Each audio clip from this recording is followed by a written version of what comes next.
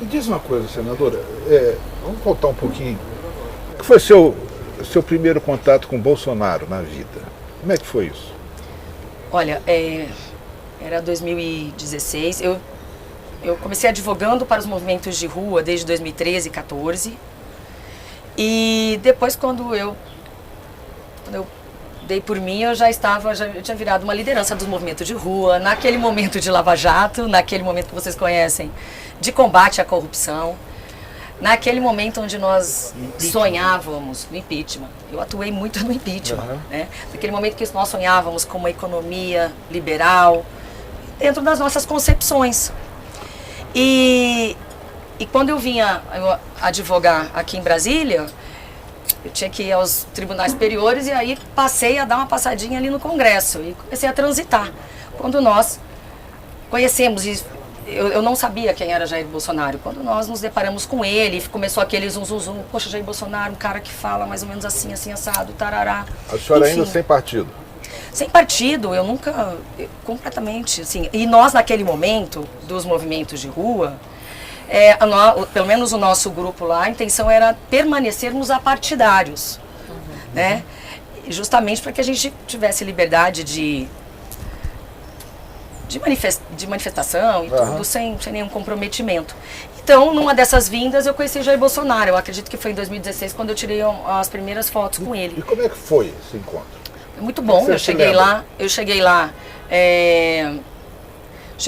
eu fui ao gabinete dele e conheci aquela coisa de todo mundo. Olá, tudo bem? Me apresentei, quero tirar uma foto com o senhor, puxa vida, que bacana, de repente a gente consegue, vai ser nosso presidente, ele ria, tal. Tem foto minha comendo banana no gabinete dele. Banana ali, tem com uma leite foto. moça? Não, sem leite moça. Essa fase do leite moça eu já estava em outro estágio, né, de consciência, né, já estava retomando a minha consciência. Então, naquele momento, foi a fome com a vontade de comer, sabe? Encaixou, era o momento, a hora certa dele e nossa. Porque dali em diante, quando nós escolhemos, acho que foi algo que aconteceu naturalmente. E aí nós começamos todo um trabalho, né? 2016, ele ia para lá, os filhos iam também para o Mato Grosso do Sul, faziam viagens pelo país, nós fazíamos vaquinhas, fechávamos um local de um restaurante para recebê-los. Ainda não tinha Pix, não, na época. Não tinha Pix naquele momento, mas a gente fazia vaquinha e nós pagávamos a passagem dele, todo mundo juntava dinheiro. Então, e atraíamos muita gente. E nós estamos falando em que época, senadora? Isso 2016, 16, 17, 18, isso aí já estava bem forte, começou a ficar cada dia mais forte. E eu me lembro que lá no meu estado as pessoas não conheciam ele. E as pessoas meio que, será, Soraya, você não tá louca não? E eu falava, não, eu conheci, acho que é o momento da gente mudar de direção, a pessoa que fala em Deus, essas coisas assim que que a gente já está cansado, careca de ouvir já. A imagem que ele construiu, né? Naquela época. Você se desencantou quando? Eu me desencantei, Azedo, já em 2019, quando, acho que eu já até falei isso numa entrevista para vocês, né? Naquele momento ali da Lava Toga, não sei se você se recorda, aparentemente eles eram totalmente contra todos os ministros e tal. Então, quando nós conseguimos as assinaturas para a CPI da Lava Toga, para investigar atos de alguns membros do Judiciário, não era uma caça às bruxas nem nada, foi quando eu recebi a ligação do Flávio, eu, Selma e Major Olímpio, naquela época, aos berros, mandando a gente tirar. Selma era senadora Selma do Mato Grosso. Foi caçada. Que foi Não caçada, tem foi nada a caçada. ver com a festa da Selma. Nada a ver com a festa da Selma. Conta desse telefone, como é que foi isso? Nossa, essa história desse telefonema. Então, foi uma noite, acho que foi no dia que nós assinamos essa CPMI e conseguimos todas as assinaturas.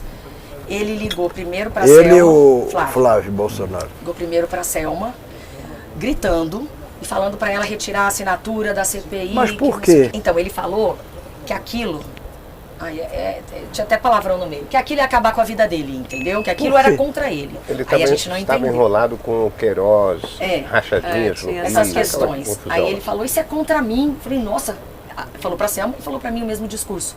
Porque logo a Selma me ligou. Ou então, na verdade, foi bem assim. Ele ligou pra Selma e aí a Selma desligou o telefone na cara dele e ele ligou pra mim. Ela ligou pra mim. Flávio acabou de me ligar, que absurdo. Quando ele me ligou. Foi aquilo tudo muito assim. Aí eu, oi Flávio, já era tarde da noite.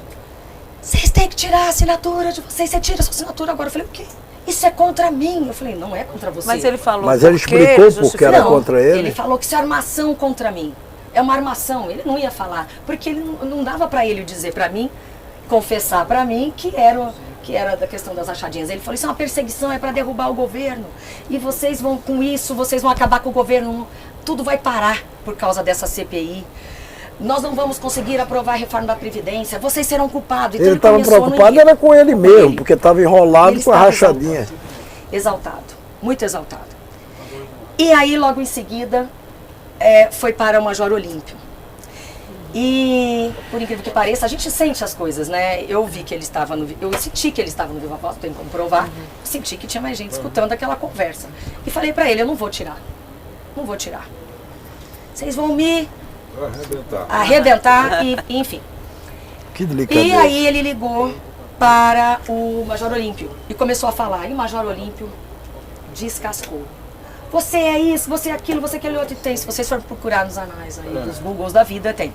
Com as exatas palavras. Nisso, como eles já se conheciam há mais tempo, como eles tinham mais intimidade, e Olímpio pegou muito pesado, Bolsonaro interviu, estava ali do lado ouvindo, eles estavam juntos.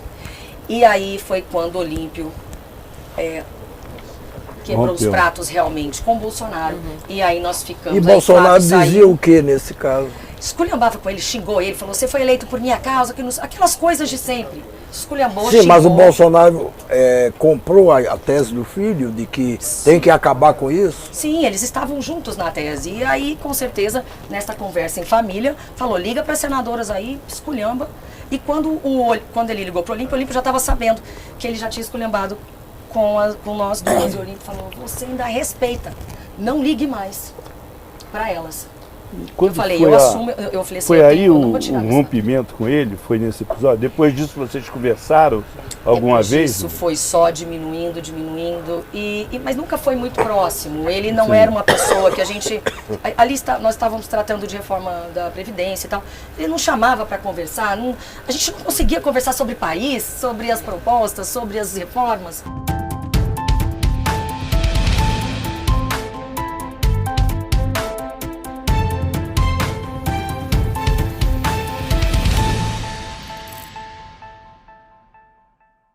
Que as pessoas estão vivendo dentro de uma seita. Existe, sei lá, algum problema cognitivo coletivo neste país. Eu não sei o nome que eu dou para isso. Mas é incrível como as pessoas, não todas, obviamente, como uma bela parte da população ainda, não acredita em fatos. Parece que queriam, que o brasileiro estava precisando de uma paixão para chamar de sua, sabe? Algo assim que deve ser estudado, muito estudado, porque isso parece assim, um transe coletivo. Isso para mim, eu não sou dessa área, eu tenho lido bastante sobre isso. Eu até estou assistindo um seriado na Netflix que se chama, e porque foi por indicação de alguém... Em alguma rede social, assim, me disseram, assistam como se tornar um líder de uma seita. E qualquer semelhança não é mera coincidência com o momento político atual. Esta série, eu estou no meio dela, tratou até agora só de líderes religiosos, mas parece muito com o que eu analiso do momento atual. Porque eu acreditei que quando eu percebi que Bolsonaro não era quem ele havia pregado ser, primeiro porque ele não é conservador, e eu venho dizendo isso há muito tempo, Porque o conservadorismo, quando a gente fala em conservadorismo, a gente fala em conservadorismo institucional e não o de costumes. Principalmente se você é liberal e se você é menos Estado. O que as pessoas fazem na vida privada delas não interessa a ninguém, muito menos a um estadista. E o que eles falam todo dia é somente de costume. Todos os dias o que eles falam é sobre a vida sexual das pessoas, sobre a opção sexual das pessoas. Isso não tem nada a ver com o estadista. Não tem nada a ver. Então, Freud explica. Isso E o que aí, Bolsonaro Freud, é? A senhora ia dizer. ele não é conservador, ele é reacionário, na minha opinião. E eles demonstraram, todos eles demonstraram que são reacionários. Quando ele tentou dar um golpe de Estado, ou quando ele deu um golpe de Estado, ele mostra que ele não é conservador. E eu tenho falado para as pessoas, todas as minhas entrevistas, vocês já ouviram isso, já, inclusive para vocês, que eles não são conservadores, que a gente precisa estudar, sabe, o que significa cada termo desse. Então ele não é conservador, número 1. Número 2, ele não é liberal na economia, tá? Não é. Ele não diminuiu o tamanho do Estado. Aquela MP da Liberdade Econômica, da qual eu fui relatora no Senado Federal, eles tiraram muita coisa ali do que era a liberdade econômica mesmo. A tal da MP não fez nenhum grande boom. E aquilo que foi retirado, eles me prometeram que fariam uma segunda MP, a MP número 2 da liberdade econômica. Não fizeram nada disso. Quando ele falou que diminuiria o tamanho da estrutura, pelo menos a estrutura de ministérios, ele não diminuiu, foi nada. Ele tirou o nome de ministério, mas o ministério com a mesma estrutura pegou o nome de secretaria. Só isso. Então eu tenho falado isso para as pessoas. Ele é o Bolsonaro. Nada igual. Ele só é Bolsonaro e o povo é bolsonarista, porque não é nem de direita. E o combate à corrupção também não. Só para assim terminar, só para dizer assim, não é liberal, não é conservador, não combateu a corrupção, pelo contrário, atrapalhou o combate à corrupção. E que mais? Enfim. Líder de seita. E líder de uma seita. Nisso ele é bom. Para manipular a cabeça das pessoas. E usar as pessoas, ele é ótimo. O que a senhora está descrevendo, me parece que é uma fraude. Eu acredito que sim. E as pessoas falam, Soraya, você não é grata a ele, você foi eleita. Por que hesitou em dizer que eu acredito que sim? Não. É provocação. Não é nublar, não, é que eu tô tentando encontrar um nome para tudo isso, sabe? Eu acho que é uma coisa muito estranha. Na minha terra é fraude mesmo. Agora, mas não esse poder de manipular mentes, isso ele é muito bom. E eu tenho, lógico, fui eleita junto na esteira de Bolsonaro, mas naquele momento eram 21 candidatos ao Senado pelo PSL, fomos eleitos 4. Em 2018 eram 21 candidatos. Elegeu Flávio Bolsonaro, tem o sobrenome, mais fácil, né? A Olímpico já era um grande político, uma pessoa de nome e renome. A senadora Selma, Moro de Saias, e a Soraya. Quem era a Soraya, né?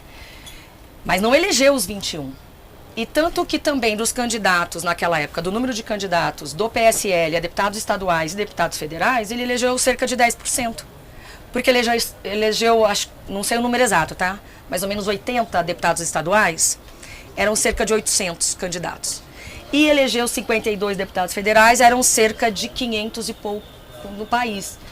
Foi um fenômeno de voto, sim, eu agradeço, tal, mas também não dependo disso para viver, né? Graças a Deus, eu vim aqui, a minha vida, mas eu vim para falar a verdade, né? Então, qual é a sua proposta para a aglutinação desses conservadores brasileiros que estão, nesse momento, segundo reconhece a senhora, reféns de uma liderança carismática e tal?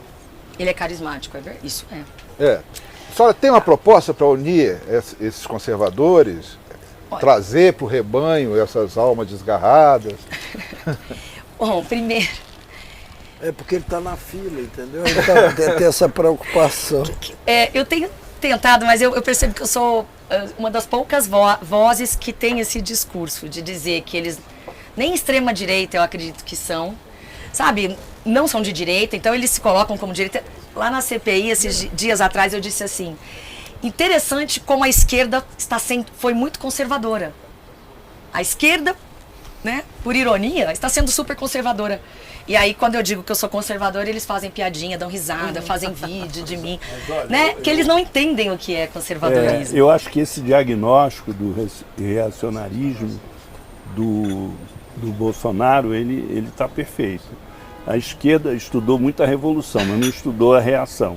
Essa que é a verdade. Tem um americano chamado Mark Lilla, que tem um livro intitulado A Mente Naufragada, que é exatamente sobre o pensamento reacionário. E a síntese que ele faz é o seguinte, que o pensamento reacionário é a defesa de um passado imaginário. E no caso do Bolsonaro é exatamente isso. É um regime militar que ele glamoriza, imagina que foi a 7ª maravilha da Terra, não foi? E a regressão nos costumes. Eu acho que esse diagnóstico está perfeito.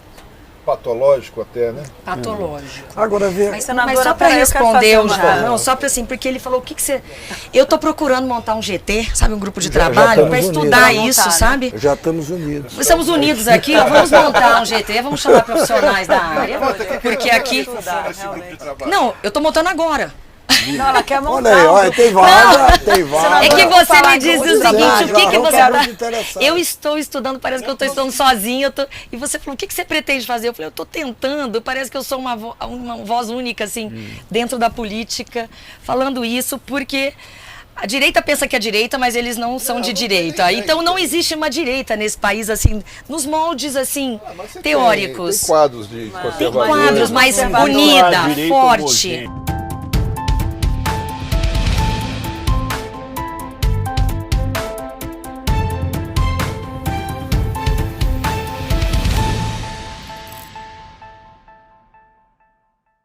Eu tenho uma última pergunta para fazer para ela. Ai, moço. Rapidinho. Então, usar todo o teu poder de síntese aqui, que nós temos que É uma liberar a pergunta, senadora. uma pergunta que muita gente me faz. Ela me confidenciou que acordou hoje antes das 4 horas da manhã, não foi, senadora? 2h30 da manhã para pegar o Não, mas a pergunta é breve e a resposta também é, porque muita gente me pergunta isso. Por favor, moço. A senhora foi chamada aí, durante muito tempo, nas redes sociais, de traíra. Né? Sabemos por qual tribo. Como é que você se sente hoje em relação a isso? Assim, eu aprendi... Recebe hoje como elogio ou como ofensa? Não, eu aprendi a lidar com isso. Hoje eu sou tão forte, tão mais forte do que eu era. E porque eu apanhei muito, então eu tô assim, como é que é? Eu tô com a casca grossa. Calejada. Então isso hoje me mostra que eu estava certa, né? Tudo isso que vem acontecendo, que a história vem mostrando. E é o tal do acusa-me do que fazes, né? Se eu trair o traidor da nação, eu vou te falar, é igual glória. Assim, ó, é uma glória para mim. É uma glória para mim ter sido firme, igual esse homem aqui, ó. Sabe, eu nunca tive medo, eu nunca fui na onda, eu sustentei porque eu tinha na minha cabeça, e isso foi um dos motivos que eu fui atraída para Jair Bolsonaro, que era o João 8,32, conhecereis a verdade vos libertará. A verdade, para mim, eu sou adepta da filosofia, ou para uns a religião, da Seichonoye. Seichonoye trata muito da questão da verdade com V maiúsculo, a verdade, tá? Então, isso para mim é extremamente forte. E, então, ele é o traidor da pátria. E fiquem à vontade. Quem quiser falar, isso não me dói. E eu aprendi a ser muito forte porque eu tive que administrar. Então, é um elogio quando parte de certas pessoas. E a história está contando e vai contar cada dia mais quem foram os salvadores da pátria. Eu estou nessa parte dos salvadores aqui, igual nós. Sem falsa modéstia, tá? Já tem Ulisses Guimarães que diz: traidor da Constituição é traidor da pátria. A senadora mostrou o livro do general Santos Cruz, que está editado pelo My News e pela editora portuguesa Almedina. Então você pode adquirir ele com Infopões, não precisa gastar nem um centavo. É só juntar a nossa moeda virtual, ir lá no site do My News e trocar esse livro do general Santos Cruz.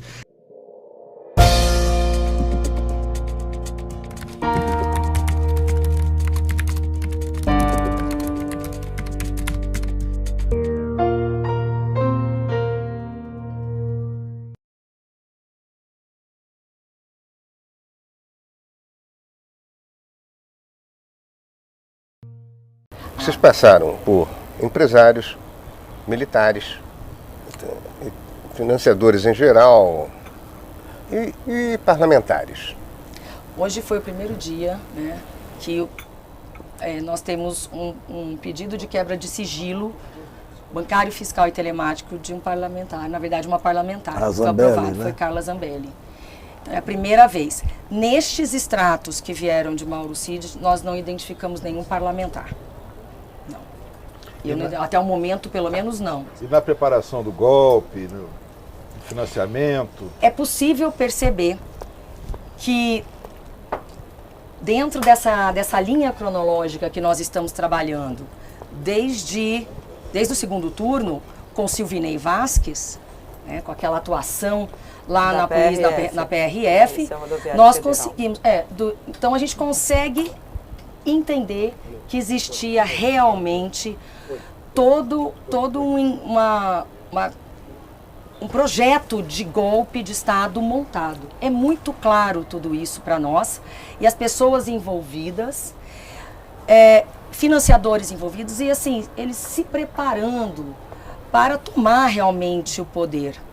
Incrível como isso se tornou absolutamente normal nas conversas do dia a dia, tamanha a certeza que eles tinham que conseguiriam.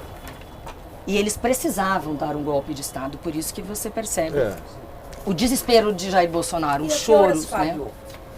Que horas falhou? Wanda, Que horas A que horas falhou? Foi quando Por que não invadiram deu para certo? prédios desocupados e não veio a ordem de chamar os militares? A que horas falhou? Eu acho que foi, eu entendo que foi depois que o povo invadiu. Dentre as conversas de Jean Lauan com Mauro Cid, a gente pode perceber que eles estavam dentro de uma teoria de golpe de Estado. E sobre isso, é importante destacar aqui, lá atrás, naquela reunião com embaixadores, eles procuraram todos os passos. Primeiro, um apoio de outros países, tá? Tentou ali. Também trabalhou dentro das Forças Armadas no sentido de melhorar salários, melhorar condições, e as Forças Armadas passaram a fazer parte do governo, né? Essas tentativas são muito claras. Quando o Jean Lauan diz para o Cid ou vice-versa que agora é só com o povo mesmo. Então, para você dar um golpe de Estado bem dado, você precisa também, além desse apoio de outros países, você precisa do apoio das Forças Armadas, você precisa estar em conluio com os outros poderes, o que eles não conseguiam. Foi muito difícil. Por isso que é possível dar um golpe de Estado também sem violência. Quando o presidente Lula não chamou as Forças Armadas, é que flopou? Não acredito, eu acredito que flopou quando as Forças Armadas não aderiram, ficaram com medo. Logo depois da invasão do povo. A gente consegue perceber em vários depoimentos que quando as pessoas estavam entrando nos ônibus, sendo presas e tal, enquanto umas choravam, outras gritavam, outros diziam assim para acalmar a turba, diziam o seguinte: calma, calma, tá tudo combinado, eles virão nos salvar, eles virão nos proteger. E hoje, mais do que nunca, a gente tem certeza que todos ali, que muitos estavam realmente alinhados no sentido de não fazer nada. Nós vamos ouvir também, em breve eu acredito, é um pedido meu, um requerimento meu, a convocação do Sargento Laércio, que era responsável pela segurança do Palácio do Planalto. Porque nós já identificamos que aquela omissão lá dentro do Palácio do Planalto, de vários PMs, do Batalhão da Guarda Presidencial, quando eles foram inquiridos, dentro dos inquéritos, eles disseram, quando eles foram perguntados assim, por que você não fez nada? Eu estava recebendo ordens do Sargento Laércio. Um sargento dando ordens para não fazer nada. E o aí você vai... Exército. O sargento só dá ordens do soldado. batalhão. Ele era o responsável naquele dia pela segurança do Palácio do Planalto. Aí você traz aqui para a PMDF. Os grupos de WhatsApp demonstram que eles conversavam abertamente sobre isso. Uma conversa hoje que eu li de Mauro Cid com este sargento, quando ele esteve lá na frente do quartel do QG em Goiânia. Ele mandou um áudio e eu li a transcrição. Cara, você não acredita, isso aqui tá uma loucura. Isso lá pelo dia 12 de novembro, uma coisa assim. Isso aqui tá uma loucura e tal. E você virá para cá, porque ele foi indicado para acampamento. Para comandar Operação Especial de Goiânia. Aí ele falou, eu vou ajudar. Mauro Cid fala, foi transcrito, tem áudio, eu vou ajudar. Eu não vou impedir, eu vou ajudar. Então era muito nítido que, sim, eles conseguiram cooptar as forças de segurança, não todas, obviamente, tanto mas que foi comandos, aí. Né? Então, o que era para acontecer? O povo, acho que foi mesmo esquema armado ali no Capitólio. Aquele livro do César, Bolsonarismo, tô com vários livros abertos Barreton. aqui. Não é isso? Tá aqui o livro. Ele faz um paralelo com o dia do Capitólio, sendo que aqui foi muito pior. Aqui, ó, bolsonarismo. Da guerra cultural ao terrorismo doméstico, João César de Castro Rocha. Tá? Eu tô lendo isso. Ele faz um paralelo com a invasão do Capitólio. E aqui foi pior por quê? Porque aqui eles tomaram a sede dos 3 poderes, lá eles tomaram o legislativo. Para você dar um golpe de Estado, os passos são esses. Né? Adquirir a simpatia de países, de outros estados no sentido de nações, e aí também estar alinhado com os demais poderes, invadir a sede, a tomada. E dentro dessas teses que agora, sobre as quais nós estamos nos debruçando, nós achamos que eles chegaram a tomar, a concluir, a consumar o crime. Quando eles tomaram os 3 poderes, a sede dos 3 poderes, que isso é o símbolo, eles deram um golpe de Estado. Eles tomaram, ficou na mão deles por uns minutos. Tomaram as 3 praticamente assim, simultaneamente. Por algumas horas, os 3 poderes ficaram na mão deles. Eles não sustentaram. Também, o golpe deu certo. Né? O golpe deu certo, mas eles não sustentaram o golpe. Por quê? Porque os outros atores não apareceram. Agora, foi aí que eu acho, Wanda. Como é que a senhora vê a participação, se é que houve, né? Vamos ser aqui, né? Fazer dar o total benefício da dúvida para ele, com a participação do ex-presidente Jair Bolsonaro? Vamos lá, antes dele, o ex-ministro da Defesa. Tá? O general Paulo Sérgio Nogueira. Também tem pedido nosso lá de convocação do Paulo Sérgio. Na minha concepção, benefício da dúvida, por óbvio, por isso que nós queremos ouvi-lo. A impressão que nos dá, principalmente com as visitas do Delgatti do hacker, o Walter Delgatti, para tratar dessa questão das urnas. Delgatti estava, apesar do nervoso, apesar de gaguejar, não estava gaguejando porque ele estava se contradizendo. Não estava.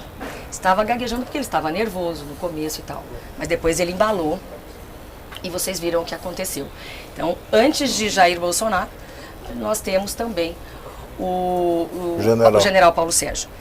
E aí, obviamente, a gente consegue perceber também que a desinformação, que as mentiras, que as fake news, seja lá o nome que nós vamos dar, também estavam sendo distribuídas pelo próprio presidente da República, diretamente, é o que descobrimos lá nas conversas dele com empresários. Então, era uma coisa direta. Pode espalhe à vontade, vai ter derramamento de sangue.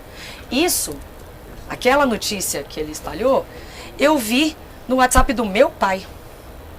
Chegou em Mato Grosso do Sul, chegou no Brasil inteiro, foi para fora do país. E quem era o primeiro a disseminar? Ele.